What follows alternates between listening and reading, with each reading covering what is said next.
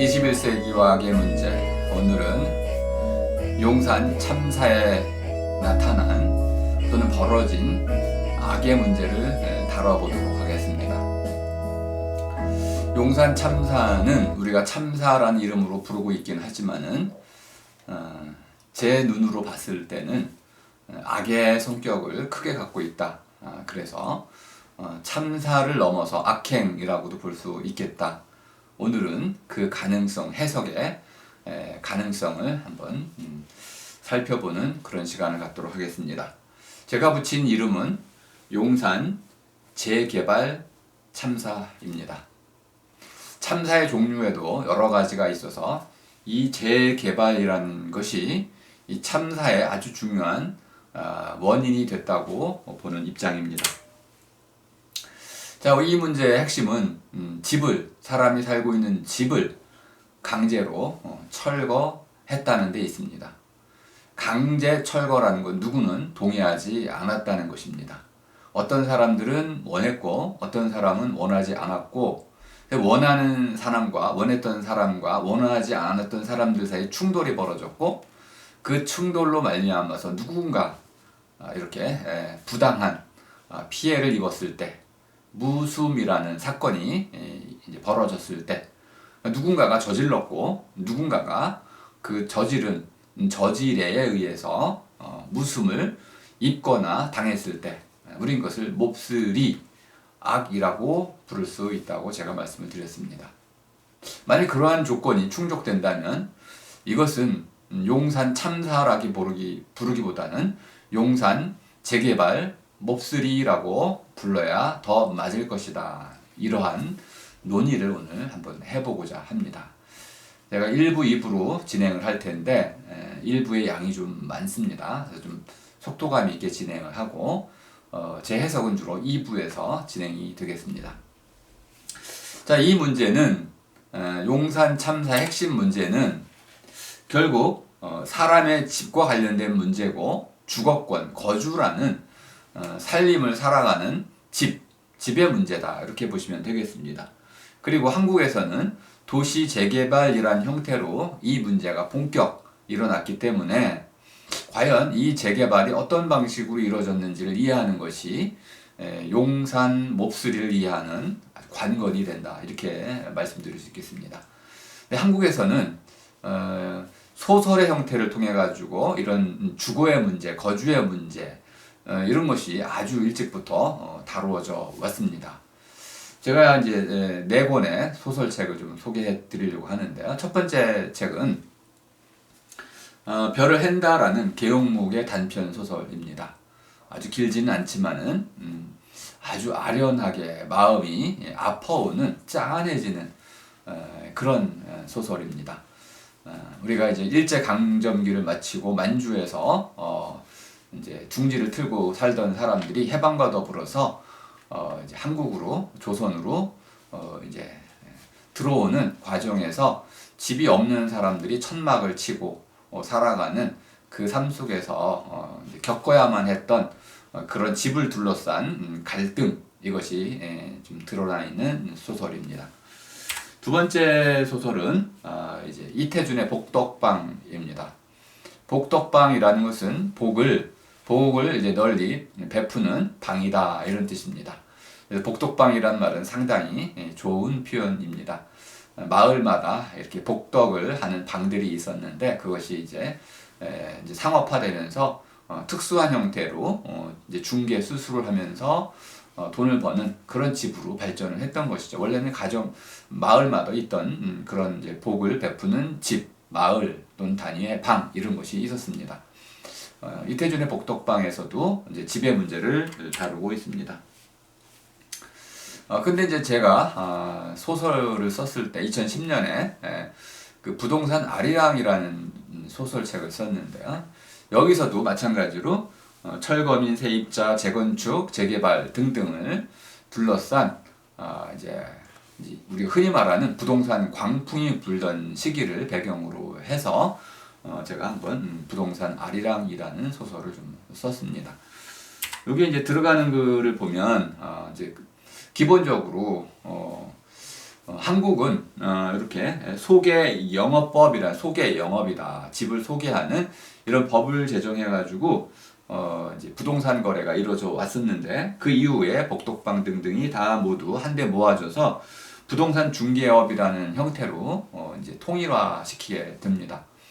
부동산 중개업이 이제 생겨나면서 이제 부동산이라는 것이 하나의 자본주의적 이제 이런 투기의 상품이 되는 그런 길을 걷게 됩니다. 복덕방은 서로의 복을 주고받는 이런 개념에서 이제 더 이상 하나의 상품의 거래로 이제 바뀌게 되는 이런 일이 본격적으로 진행되는 것, 이것이 이제 IMF 이후에 한국에서 벌어진 아주 중요한 사건이었다고 좀 봅니다. 이 이제 부동산 개발의 가장 중요한 특징은 우리가 그동안에 도덕적 삶을 추구해 오면서 사람다운 삶을 강조했었다고 한다면은 이제 사람들이 투기, 투자 또는 돈벌이라는 삶의 터전이 더 이상 삶의 터전이 아니라 돈벌이의 수단으로 전락하면서 결국 그 돈벌이 때문에 잊힌 이웃들, 그런 우리의 공동체 속에 더불어 살아가는 사람들, 그 잊힌 사람들의 문제입니다. 개발에 뒤처진 사람들, 그래서 어떤 피해의식을 갖게 되는 사람들입니다. 기회비용을 잃어버린 사람들, 그리고 사회로부터 어떠한 보상도 받지 못한 그런 사람들의 문제, 저는 그것을 아리랑이라고 불렀습니다.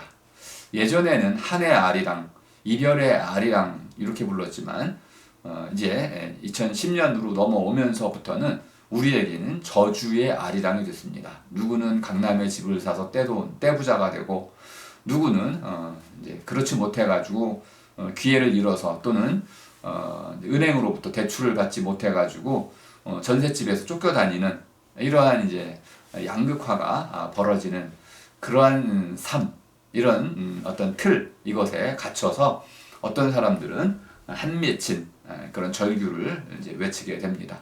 그것을 저는 이런 이제 저주의 아리랑이라고 불러서 부동산이 우리에게는 아리랑의 어떤 이제 새로운 대상이 됐다, 이렇게도 봤습니다.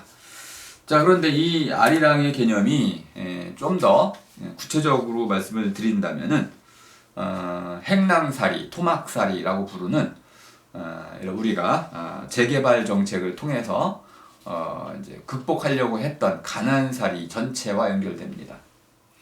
이 행랑이라는 거, 행랑채에 산다, 남의 집에 더부살이 한다, 이렇게 붙어 산다, 빌붙어 산다, 이렇게 살던 사람들이 자기 집을 갖고 싶어 하는 이런 일들이 이제 생겨납니다. 그런데 자기 집을 갖기 위해서 재개발을 하다 보면 행랑과 토막이나 또는 이게 빌붙어 살던 사람들 또는 전셋집에 살던 사람들 또는 이제 월세방에 살던 사람들이 이제 쫓겨나게 되는 일이 벌어집니다. 이렇게 쫓겨날 때 그들은 갈 곳이 없고 머물 곳이 없어서 결국은 이제 한 대로 내몰리게 되는 삶을 살게 되고, 더 이상 내쫓길 곳이 없기 때문에 사회 전체를 향해서 하나의 이제 농성이라는 것을 하게 됩니다. 그래서 한국에 이제 망누농성이라는 하나의 새로운 시위 문화가 생겨납니다. 1980년대는 이제 그 화염병이라는 화염병과 이제 쇠파이프라고 하는 민주화 시위가 있었지만은 재개발 시위 때는 망누 시위라는 것이 있었습니다. 또는 골리앗 시위라고도 했는데요. 이 골리앗은 크레인 이름이기도 하고 고공 시위라고 합니다. 높은 곳에 올라가서 경찰이 진입할 수 없는 곳에서 오랫동안 자기들의 요구사항을 이제 언론에 알리려고 하는 이런 시도들, 이것이 바로 이제 망누농성이라고 이름이 붙였습니다. 한국에서는 1973년부터 자력 재개발이라는 도시계획 사업이 펼쳐지게 됩니다. 집을 허물고 새로운 집을 짓는 것이죠. 그 이전에 이제 뭐 새마을 운동이라고도 여러분이 많이 들어보셨을 겁니다. 우리 집을 허물고 새로 만들어가는 과정입니다. 그리고 그 뒤에 이제 1976년 정도 오면 외국으로부터 차관을 빌려와서 차관 재개발을 하게 됩니다. 그래서 외국 자본을 가지고 와서 조건을 붙이게 됩니다. 주택 개량을 하라라는 이런 조건을 붙여서 차관을 들여오다 보니까 도시에서 이런 그 차관에 기초한 융자에 기초한 이런 재개발 사업들이 주택 재개발이 이제 구조적으로 펼쳐지게 되는 것이고요. 1983년이 되면은 이제 본격적으로 혼합 개발이라는 또는 이제 합동 이제 재개발이라는 이름으로 시공사하고 건축 이제 시공사하고 그다음에 이제 집을 갖고 있는 조합원들이 합동으로 해가지고 재개발을 하는 어떤 지역을 지정해가지고 전체 지역을 이제 천호 1구역이 첫 번째 시작된 지역인데요. 그 전체를 완전히 재개발하는 이런 식으로 보통 이제 아파트를 짓는 거잖아요. 그러면 이제 그 아파트 단지에 머물러 있던 서입자들이나 이런 그 주민들은 모두 철거를 당하게 됩니다. 한 지역 전체를 완전히 비운 다음에 거기다가 아파트 대단지를 만드는 방식이 이런 이제 합동 재개발 방식이다. 근데 요거는 정부가 이런 한 장 이제 공공적 투자를 하지 않습니다. 이건 전적으로 이제 조합원들 그 지역에 살고 있는 이제 주민들이 이제 이 주택 이제 집을 소유하고 있는 소유자들이 이제 이런 재개발 조합을 만든 뒤에 그 조합들이 은행으로부터 또는 이제 시공사로부터 거액의 돈을 빌려서 집을 짓는 것입니다. 대단히 아파트 단지를 만든 뒤에 자기도 거기 분양권 하나를 받아서 들어가고 더 많은 집을 지어서 거기다가 이제 들어오는 사람들이 아파트를 이제 자기 돈으로 내고 들어오게 하는 거죠. 판매를 하는 것입니다. 근데 이렇게 새로운 아파트에 들어오는 사람들은 기존에 살던 사람들의 이제 아파트 값도 대신 내야 되고 또 시공사들이 벌어야 할 돈도 내야 되고 하는 그래서 이제 아파트 값이 계속 올라가게 되는 이런 이제 악순환이 벌어지게 됩니다. 그래서 고급 아파트일수록 이제 그 주거 비용이 또 이제 어떤 그 이제 아파트 가격이 기하급수적으로 상승하는 높아지는 이런 일이 벌어지는 것입니다. 이걸 우리가 철거 재개발이라고 부르게 됩니다. 그럼 이제 철거 재개발을 할 때는 크게 두 개의 주체가 있습니다. 하나는 조합이 있습니다. 땅을 또는 주택, 집을 소유하고 있는 조합원으로서의 이제 주체가 있고 또 하나는 그 시공사가 있겠죠. 이 시공사들이 결국은 이제 이제 위임을 받아서 집을 짓고 분양까지 하게 되는데요. 또 다른 주체는 거기에 살던 세입자들입니다. 실제 이렇게 어떤 재개발 지역에는 이런 그 세입자들이 한 50% 이상으로 많이 있습니다. 그러니까 실제 주체는 세입자들과 조합원들이라고 봐야 되는데 조합원들이 이득을 많이 내려면 세입자들의 이득이 좀 줄어들어야 되고 반대로 세입자들의 이득이 커지려면 조합원들의 이득이 줄어야 되는 저는 이것을 땅 따먹기라고 생각을 합니다. 땅 따먹기를 해보셨는지 모르겠는데요. 자, 일정한 땅이 있습니다. 여기에 누군가가 먼저 차지하면은 그 사람은 땅이 2배, 3배 늘어나겠지만 빼앗긴 사람은 갑자기 쪼그라들게 되는 거죠. 주어진 제로섬 게임 같은 게 아니고 하나의 주어진 영역에서 한 사람이 차지하는 양이 많아질수록 다른 사람은 그 양이 몫이 급격히 줄어드는 이런 형태로 되어 있어서 한쪽이 늘면 다른 쪽이 준다 이렇게 이해하시면 되겠습니다. 그러니까 땅 따먹기 놀이와 같은 형태로 재개발이 펼쳐진다. 그러니까 조합과 세입자들 사이에는 이런 갈등과 충돌의 구조가 생겨날 수밖에 없습니다.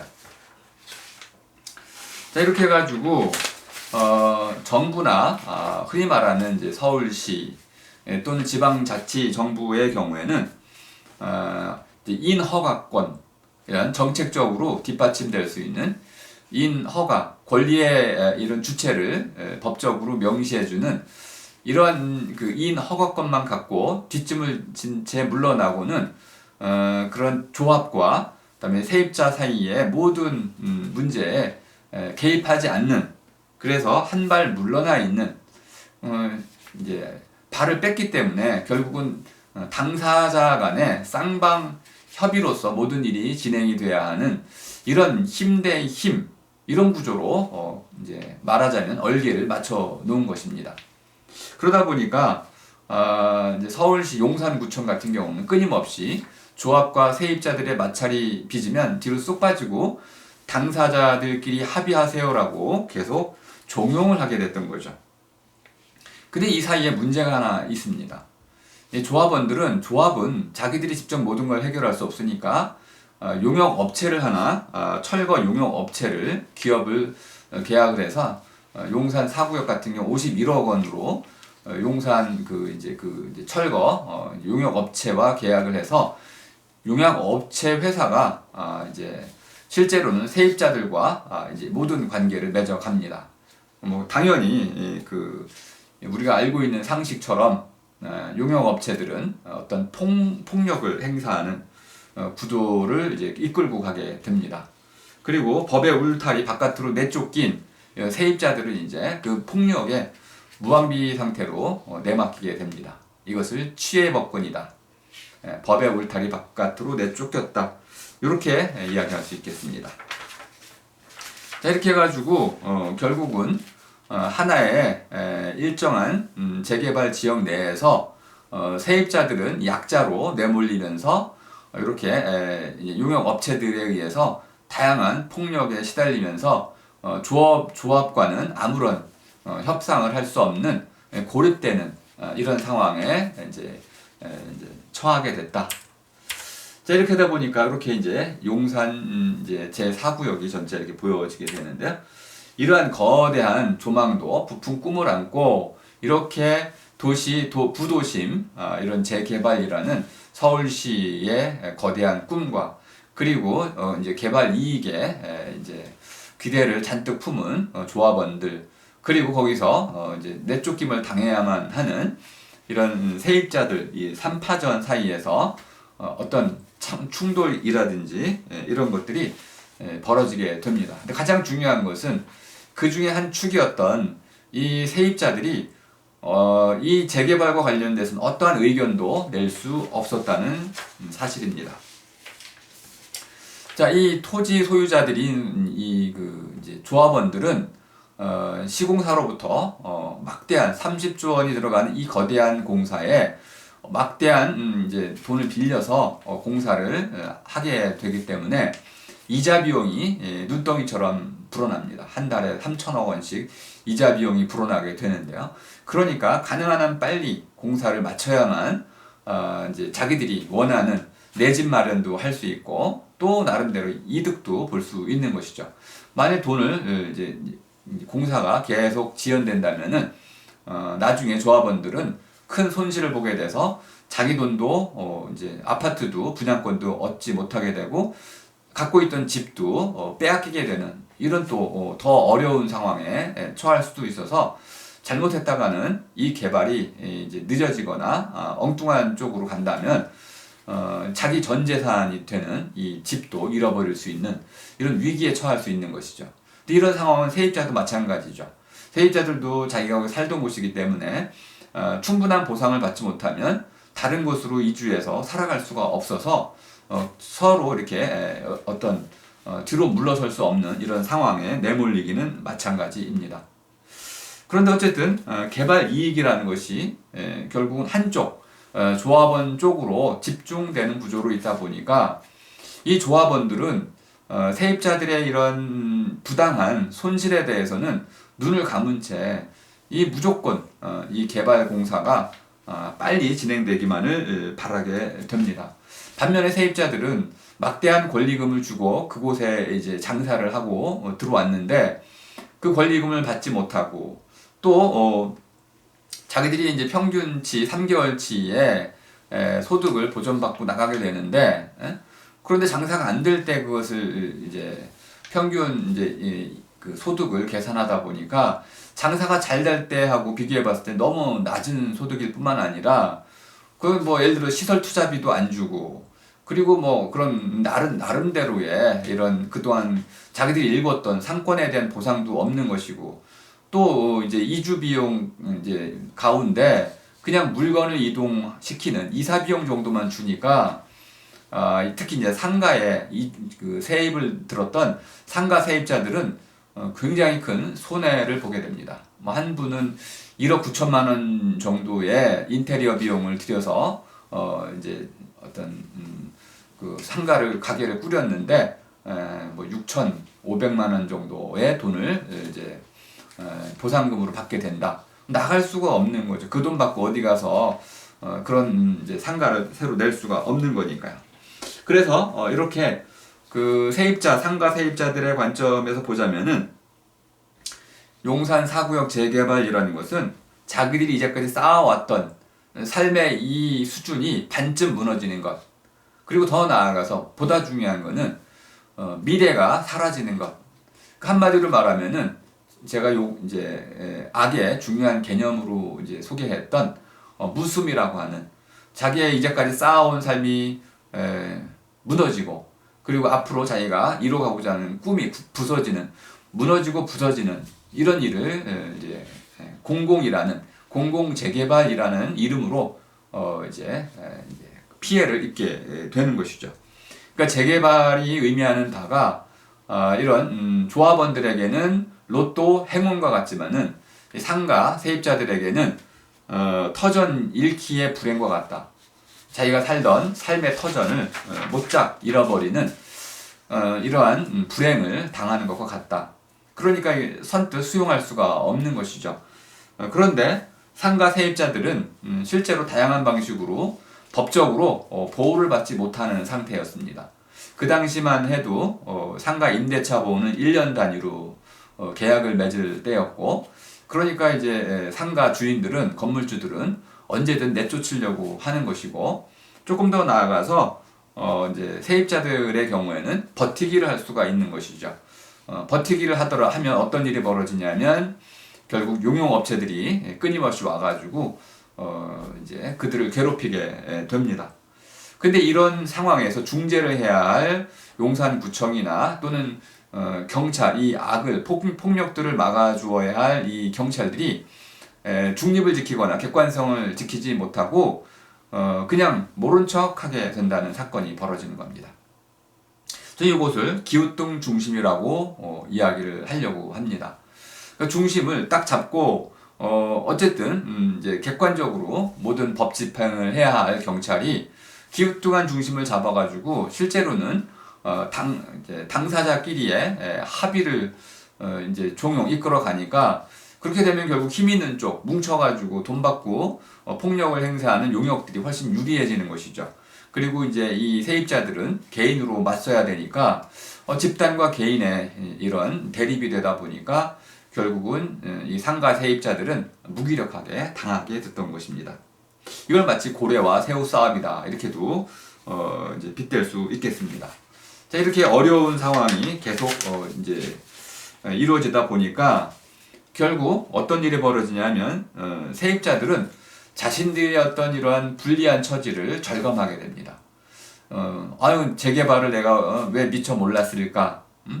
재개발을 알았더라면 여기 안 들어왔을 텐데. 하지만 이미 들어와 버렸으니 이걸 돌이킬 수도 없고, 자기가 잘 몰랐다는 사실에 대해서 한탄해봤자 돌이킬 수가 없다 보니까, 그러니까 법의 기우뚱한 중심, 그리고 경찰의 이러한 편파적인, 그리고 이제 발뺌하는 이런 이제 공공기관들, 나몰라라 하는 이러한 이제 제3자로서의 입장을 취하고 있는, 중재를 거부하는 이런 이제 지방자치단체들 앞에서 결국 고립되고, 그러다 보니까 결국은 이제 그 용산 4지구 같은 경우에는 공공성이 완전히 훼손된 상태였다.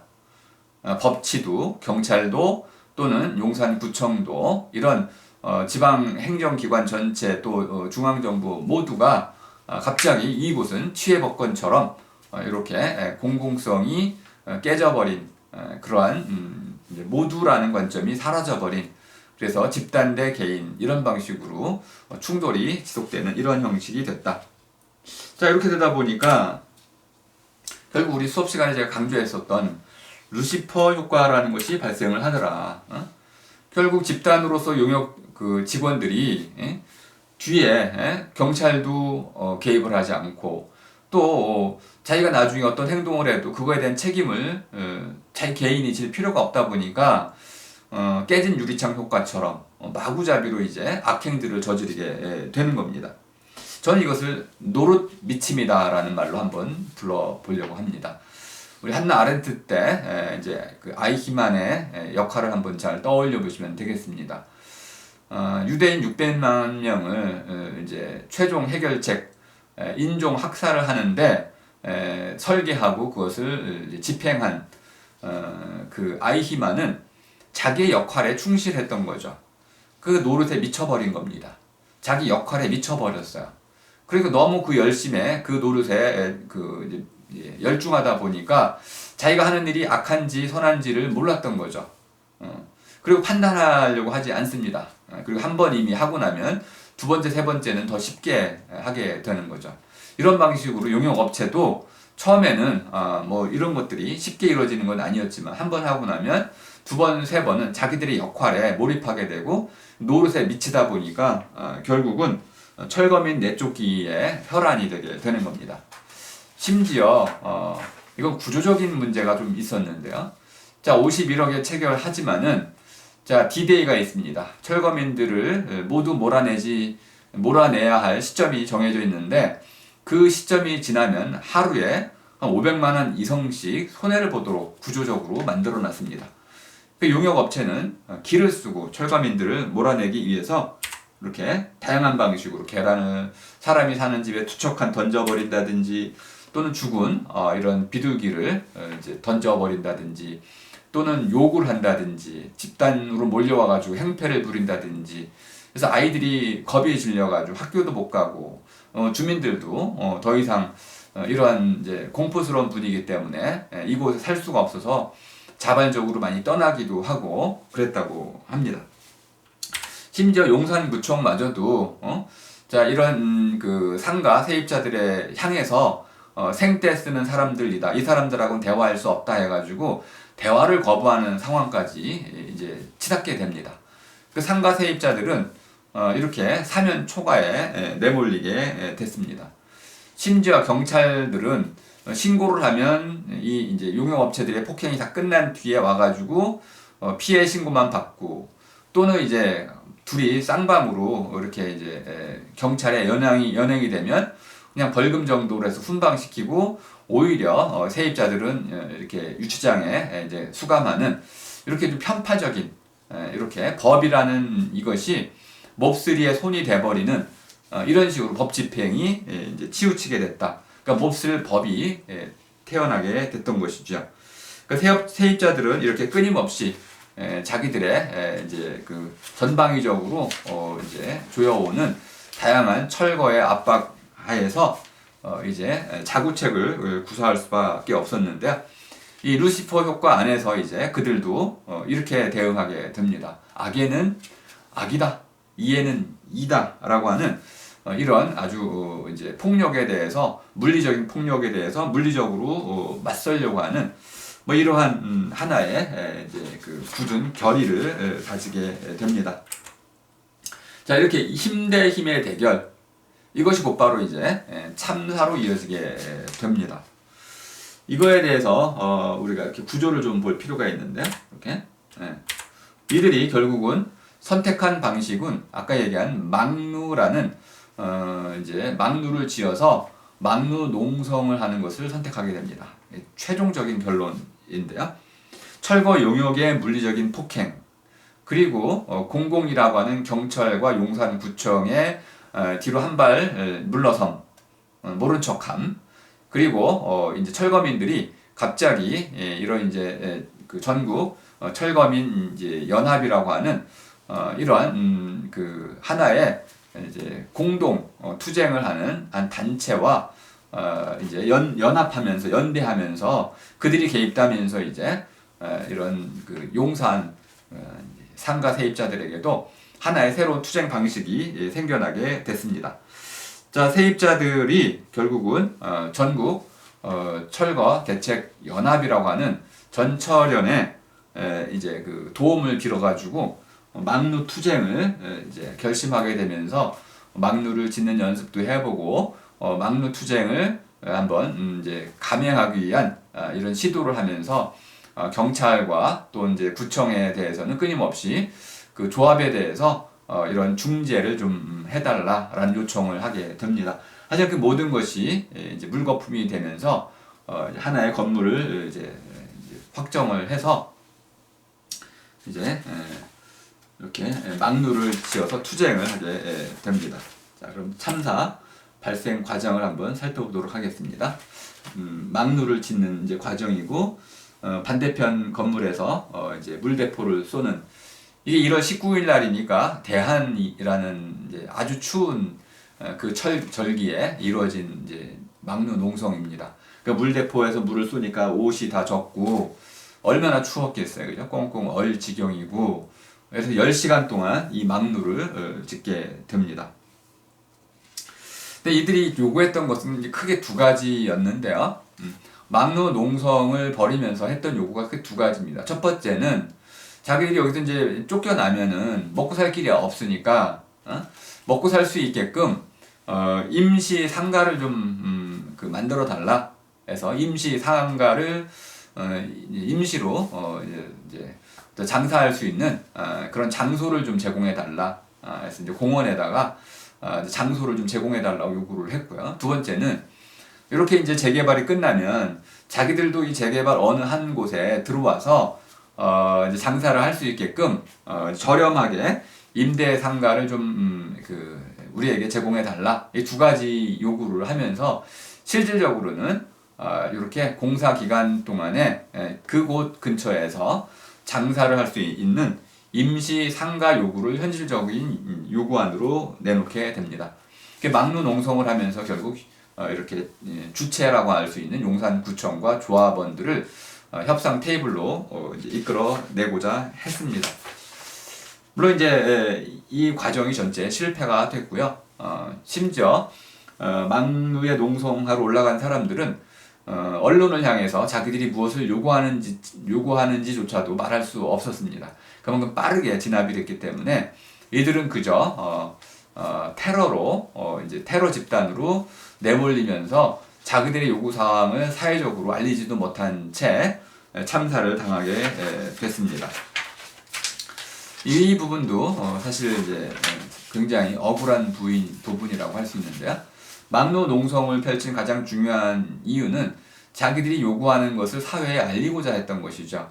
그로써 자기들이 이렇게 손해를 보고 있고 피해를 보고 있다는 것을 사회와 공론화하고 그걸 통해서 자기들이 어느 정도 이제 그 피해를 좀 줄이고자 했던 이런 노력이었고 그 노력의 일환으로 이제 PD수첩이 나중에 이제 방송을 하게 됩니다.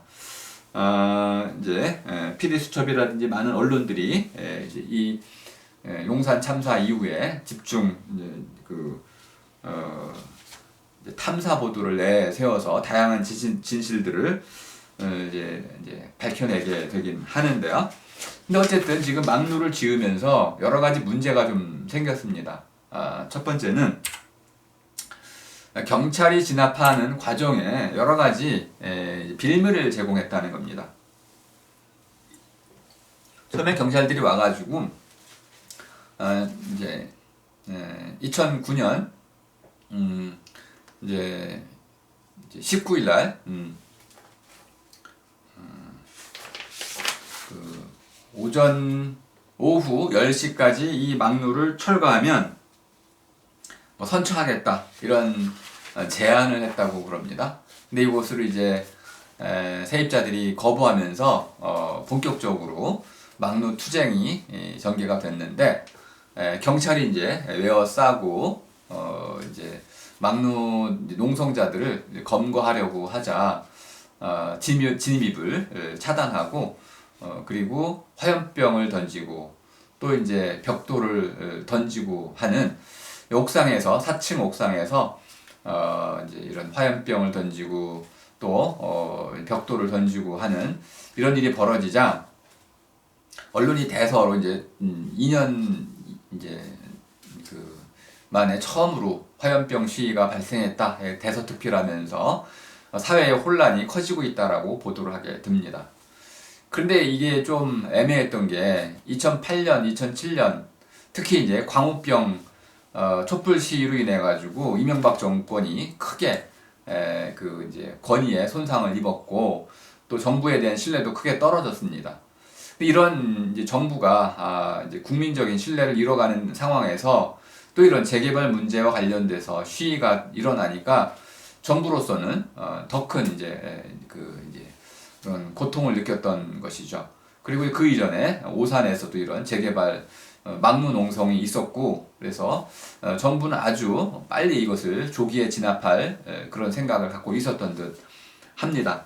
그리고 이렇게 도심 테러라는 이름을 붙이면서 막루농성이라는 것은 하나의 시위 형태로 봐야 되는데 테러라는 것은 누군가를 사회적인 어떤 테러라는 것은 테러파이 무서움에 떨게 하다 이런 뜻이거든요.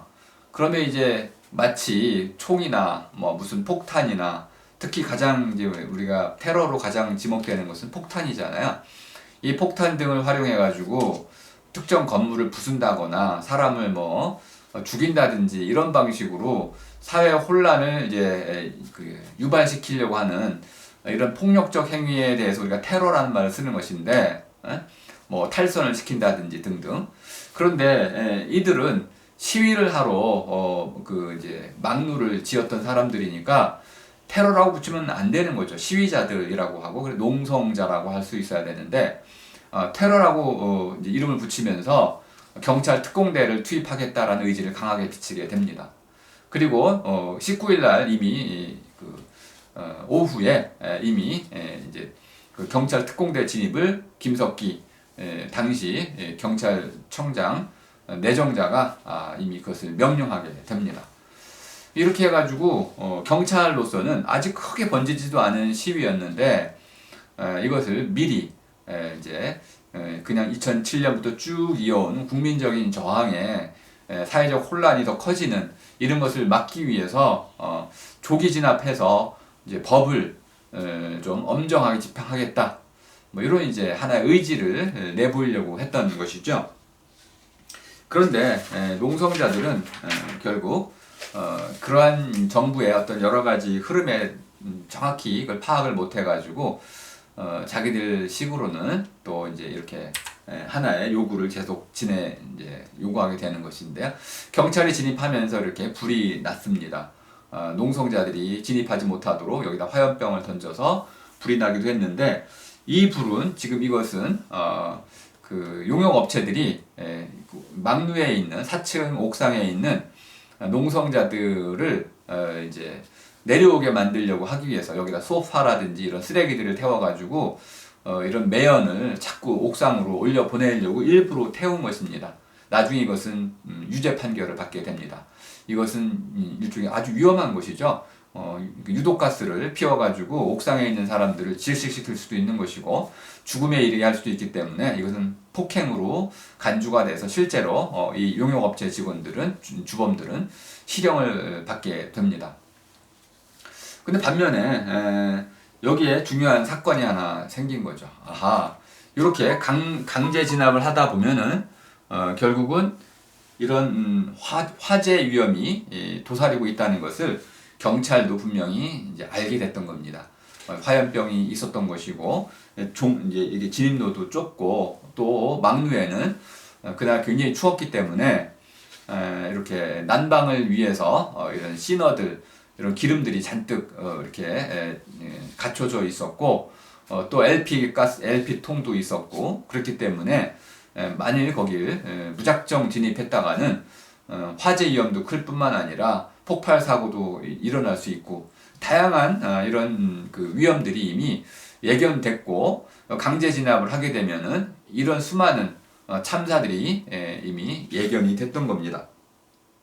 그럼에도 이런 것들을 면밀하게 주도하지 않고 경찰이 특공대를 진입해가지고 이제 옥상으로 컨테이너를 통해 가지고 옥상으로 직접 이렇게 컨테이너에서 직접 이렇게 진입을 하고 또 이제 이 지상조를 통해 가지고 계단으로도 양면으로 이제 경찰 특공대를 진입시켜 가지고 이들을 모두 검거하려고 했던 것이죠. 근데 가장 중요한 시위 농성의 진압의 중요한 원칙 중에 하나는 무엇이냐면 테러 없는 진압을 하지 말라는 겁니다. 만일 이렇게 퇴로가 없으면 이 사람들은 어떻게 될까요? 순순히 경찰에 잡혀가기 싫기 때문에 뛰어내리게 되겠죠. 그러면 많은 사람들이 죽게 되거나 다치게 됩니다. 그래서 진압의 원칙은 퇴로를 열어주고 그들이 해산하도록. 그러니까 경찰의 가장 중요한 임무는 해산시키는 것이지 그들을 모두 체포하는 것이 아닙니다.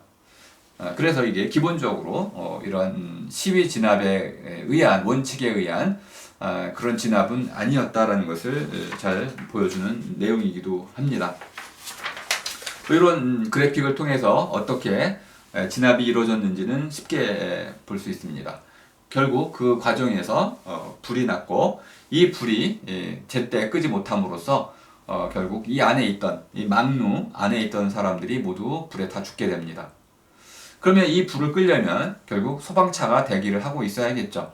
여기 분명히 화염병을 던지고 신호들이 잔뜩 있었다는 걸 알고 있기 때문에 진압을 하기 전에는 먼저 소방관들이 충분히 대기를 해서 불이 나면 즉시 끌 수 있는 준비를 갖추고 있어야 됐겠죠.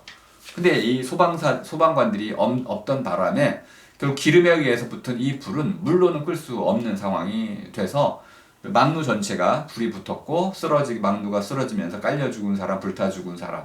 그 가운데 이제 이런 상가 세입자 5명, 그리고 나중에 추가로 6명이 죽게 되고, 그다음에 경찰 특공대 대원도 1명이 이제 불에 다 죽게 되는 이런 참사가 발생을 하게 된 겁니다. 내용 간단하게 요약이 됩니다. 실제 사진으로 보면 이렇게 진압 장면이 이렇게 사진으로 많이 그려져 있고, 혹시 여러분들이 궁금하시다면은 두 개의 문이라는 독립 영화를 통해서 이 과정이 아주 생생히 재구성되어 있으니까 두 개의 문이라는 그런 그 다큐멘터리 영화를 또 보시면 되겠습니다. 근데 이 상황에서 진압을 하고 있는 경찰 특공대들이 어떤 상황이었는지를 경찰 지휘부들이 잘 몰랐다고 하는 그 이상한 소리를 나중에 하게 됩니다. 근데 이건 도대체가 이해가 안 되는 이제 방식이라는 걸 알 수 있습니다. 경찰 지휘부는 처음부터 끝까지 모든 상황을 다 꿰뚫고 있어야만 됩니다. 근데 이걸 정확히 이해하지 못했고, 심지어 여기 보시면 아시겠지만은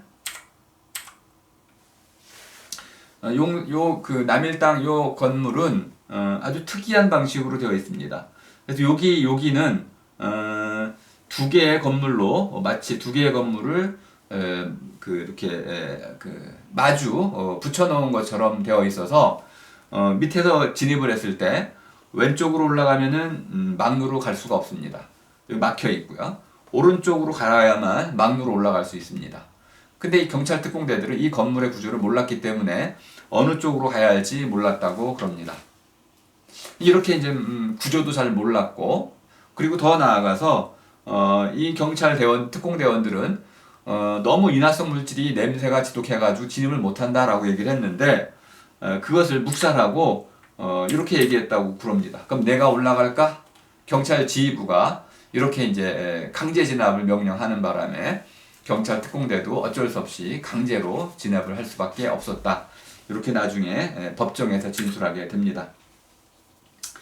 어쨌든 경찰 지휘부는 상황에 대한 통제 능력을 잃어버렸고, 그렇기 때문에 이제 경찰 특공대원들 한 명 한 명들은 어디까지 자신들이 행동해야 할지를 정확히 판단할 수 없어서 즉흥적으로 행동할 수밖에 없었고, 그 결과 이제 6시 30분에 시작해가지고 7시 10분 정도쯤에 큰 불이 나서 엄청난 대형 참사가 일어날 수밖에 없었던 것이다. 한마디로 말하면 경찰은 불이 날 수 있는 그런 조건과 상황이었음에도 그것에 대한 충분한 대책 없이 몹쓸 일이 뻔히 일어날 줄 알면서도 그 일이 일어날 수밖에 없는 쪽으로 몰고 나갔다.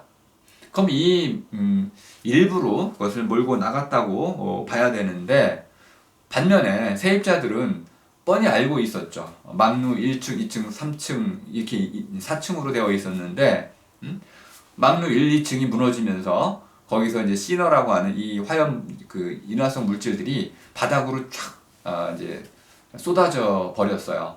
그러니까 이제 조그만 불똥 하나만 튄다 하더라도 결국 이 막루 전체가 화염에 휩싸일 거는 불을보다 뻔하니까 그런 위험한 상황이니까 사실 모든 걸 다 포기하고 경찰에게 말하자면 경찰의 안전과 자신들의 안전을 위해서 농성을 풀고 나왔어야 되는데 마지막까지 끝까지 가자, 끝장을 보겠다, 이런 악에 바친 이런 심정으로 농성을 풀지 않는 바람에 결국은 이제 불이 일어나는 이 몹쓸 일이 벌어지는 쪽으로 서로 맞붙어 끝까지 싸움을 벌였던 것이죠.